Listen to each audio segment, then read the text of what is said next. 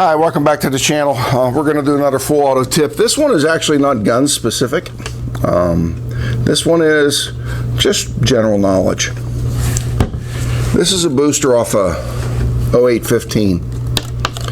And anybody that has an 0815 knows that this booster is relatively complicated for what it does.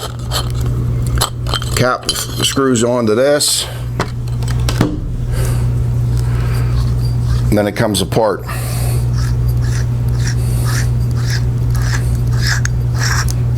I'm going to ask my cameraman to zoom in here. All right, if you can see on this, there's this purple crap. What is that and why is it there?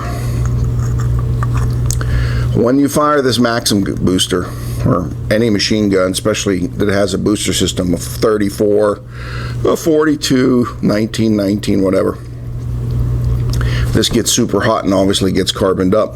It's very difficult to clean.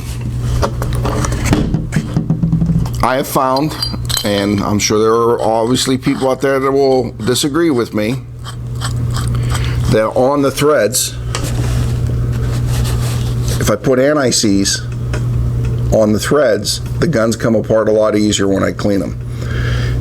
I started with the silver anti-seize, and I found that really didn't work very well. And then I went to copper, and I found that kind of left an ugly residue that I didn't like. I also found that this anti-seize, I don't know if you'll be able to zoom in on it, Ceramic Extreme, it's actually purple, holds up the heat the best. It also seems to attract less dirt than the others. So when I clean my machine guns and I put them back together, I use this. And one of the interesting thing about this is I don't just use this on machine guns. If you have a suppressor that comes apart, especially like a 22 suppressor, and if you take this and put this in between the baffles and the can, or the tube, whatever you would like to call it, since that has to be taken apart and cleaned, this makes it incredibly easy. With a 22 can, I'll put this stuff in, and then right before I go to shoot it, clean it, or disassemble it, I'll squirt a little water in it and do a quick mag dump, even if it's a 10-round pistol dump, to heat up this stuff. So hopefully if any carbon stuck to it, it gets soft, and then I will take the can apart. Cuts down on my amount of disassembly time incredibly.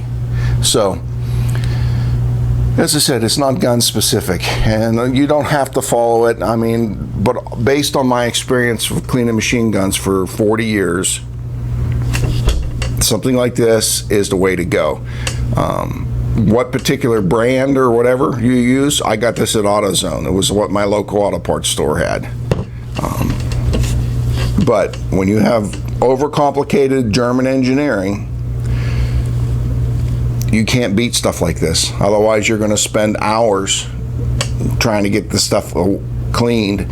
And the other thing is, since you put it on it when you reassemble a gun, basically you're putting a heavy storage grease back on the gun that will stay there until you take the gun back out and use it again. Thanks for coming to the channel. Hope you enjoyed the video.